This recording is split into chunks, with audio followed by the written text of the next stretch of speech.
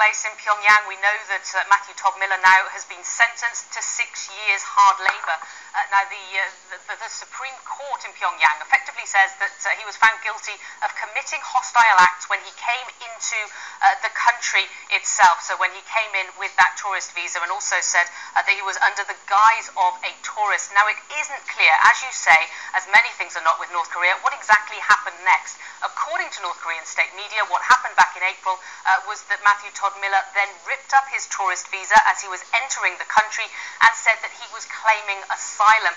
Now, CNN actually got some pretty significant access to Miller when they were in Pyongyang recently, a very rare interview with him. Even then, it was not cleared up, though. He said simply he was not there to talk about that. He believed that he was allowed to do this interview with CNN because it was his last chance to try and talk to the US government and try and get them to help him.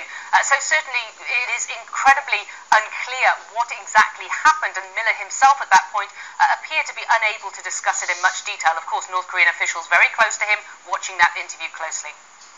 So have we learned anything about the two other Americans that are being held in North Korea, Kenneth Bae and Jeffrey Fowl? Well, Kenneth Bae was sentenced almost 2 years ago now. This is something that is very significant, the fact that he has been held longer than any other American since the 1950s, since the Korean War. He's coming up to 2 years, and he is doing hard labor. He says he's working 6 days a week, 8 hours a day. He committed hostile acts. He's a former missionary, as we understand it. There may have been something in that realm that has upset the North Korean government. And then also there's Jeffrey Fowl. He has not gone to trial yet. He, according to North Korean media, is accused of leaving a Bible in a hotel. He is concerned, obviously, his trial date will be coming up very soon. The North Koreans not saying exactly when yet. But the one thing about